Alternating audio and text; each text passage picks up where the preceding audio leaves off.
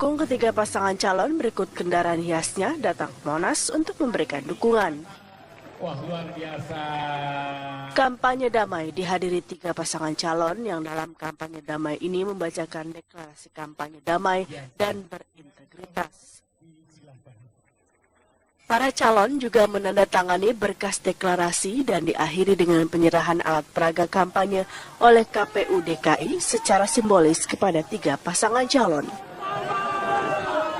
Ketua KPU DKI Sumarno dalam sambutannya menjelaskan kenapa perlu dideklarasikan kampanye damai di DKI Jakarta.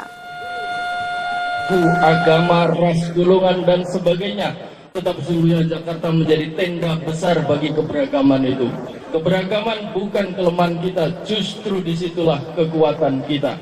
Oleh karena itulah Pilkada Damai yang kita deklarasikan pada hari ini menjadi pesan yang sangat tegas.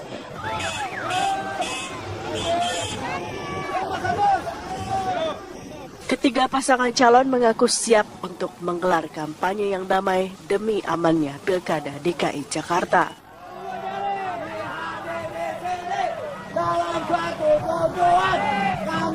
Di sini kita berkomitmen untuk menjaga pelaksanaan kampanye ini dengan baik, dengan tertib, aman dan damai, tentu mematuhi segala peraturan yang telah ditetapkan oleh KPUD.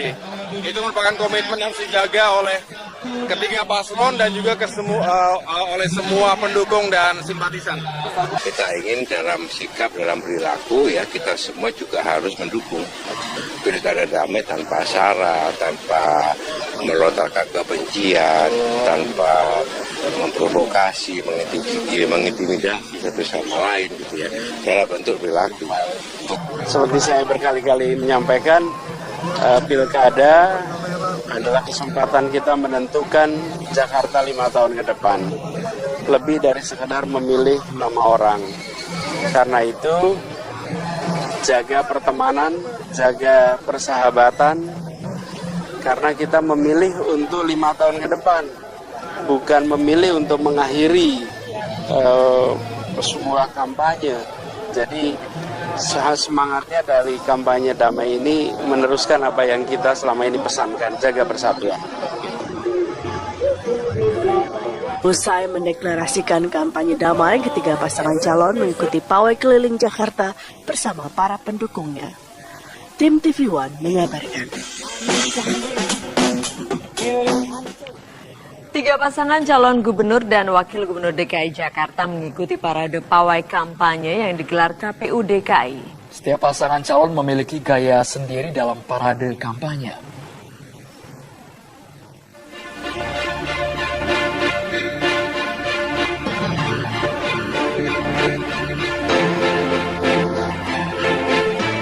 Kampanye terbuka Pilkada DKI Jakarta resmi dimulai. Titik start kontestasi politik ibu kota seolah tergambar dari parade pawai yang digelar KPUD minggu siang. Dalam pawai, masing-masing pasangan calon, Agus Silvi, Basuki Jarot, dan Anis Sandi, menampilkan keunikannya masing-masing. Pasangan Cagup-Cawagup DKI nomor urut 1, Agus Harimurti Yudhoyono, Silviana Murni, tampil modern serba hitam. Nuansa militer kental terlibat dalam parade Agus Silvi.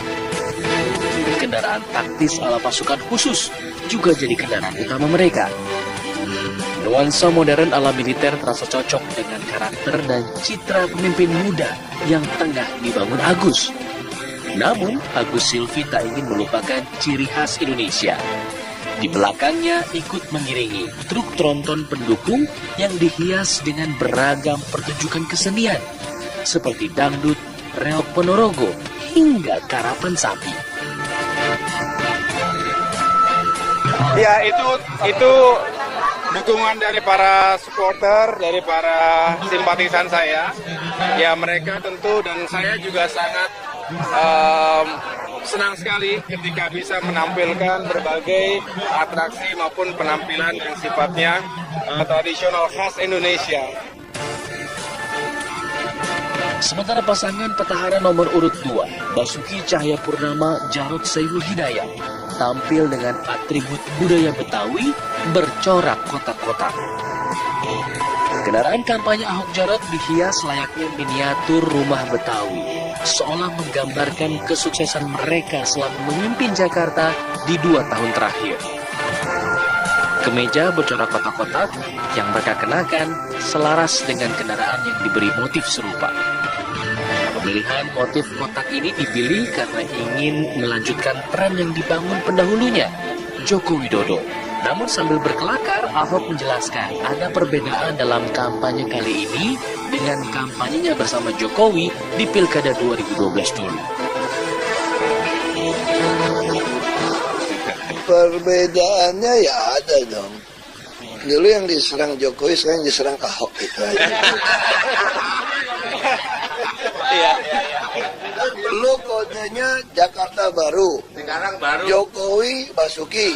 Sekarang ini baru Jakarta, Basuki Jarot.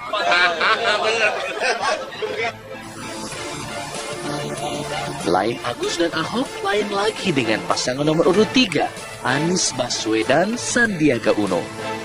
Anies Sandi memilih kendaraan klasik sebagai tema pawai kampanye damai di Monas ini. Pasangan mantan menteri dan seorang pengusaha ini memilih kendaraan VW Kombi dengan atap terbuka untuk mengantar mereka berpawai. Bagi Anies, kota Jakarta ibarat kendaraan klasik yang memiliki sejarahnya masing-masing. Usia sebuah kendaraan boleh saja tua, namun tetap bisa indah dipandang dan enak dikendarai jika mendapat perawatan yang tepat. Anies pun mengajak warga Jakarta memperlakukan ibu kota layaknya merawat kendaraan klasik. Kenapa kami memilih kendaraan-kendaraan klasik? Karena ini bersejarah, ada kebahagiaan ketika merawat mobilnya, merawat skuternya, Vespanya. Sebagaimana Jakarta itu adalah sebuah kota dengan sejarah yang panjang, yang harus dirawat dengan rasa cinta, rasa suka. Itulah yang dimiliki oleh mereka-mereka yang merawat Vespa, merawat mobil-mobil klasik ini. Jakarta salah satu contoh yang mirip seperti itu. Masa kampanye akan berjalan hingga 11 Februari tahun depan. Ketiga pasangan calon dituntut bisa berkampanye dengan damai, berintegritas, dan demokratis sesuai deklarasi yang mereka tanda tangani. Seruan serupa juga ditujukan pada para pendukungnya. Mental siap menang penting, namun mental siap menerima kekalahan jauh lebih penting. Semua demi Jakarta yang maju. Tim TV One mengabarkan. Pemirsa, Badan Pengawas Pemilu mengingatkan pada setiap kontestan pilkada di setiap daerah untuk menghindari kecurangan pemilu termasuk politik uang. Setiap calon kepala daerah diminta berkomitmen menciptakan kampanye positif sesuai dengan deklarasi damai yang ditandatangani. Ya, saya masih kasih kesempatan, silakan. Penandatanganan deklarasi kampanye damai digelar hari ini di sejumlah daerah, termasuk di ibu kota Jakarta. Dengan adanya deklarasi ini, setiap kontestan pilkada diharap mampu menjamin suasana pilkada tetap damai tanpa konflik dan kecurangan. Kecurangan yang marak terjadi setiap pilkada adalah politik uang. Badan Pengawas Pemilu, Bawaslu, berjanji akan menindak tegas para pelaku politik uang dalam pilkada di daerah manapun tanpa terkecuali. Ada dua proses pendekatannya praktek politik uang. Satu di wilayah pidana, ia berdiri sendiri. Satu melalui pendekatan sisi administrasi. Sisi administrasi, kalau ia terbukti secara terstruktur, sistematis, dan masif, ya selama proses kampanye ini berlangsung, maka itu bisa berdampak diskualifikasi terhadap kandidat. Nah, tetapi bukan berarti proses pidananya diam.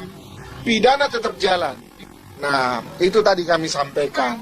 Nah, oleh sebab itu juga harus nih kepada seluruh kepala daerah, PLT pun yang bertugas hari ini, jangan sampai terdapat program atau kegiatan miliknya pemerintah atau pemerintah daerah, ya, dimanfaatkan untuk salah satu kandidat pasangan calon tertentu. Itu jangan sampai.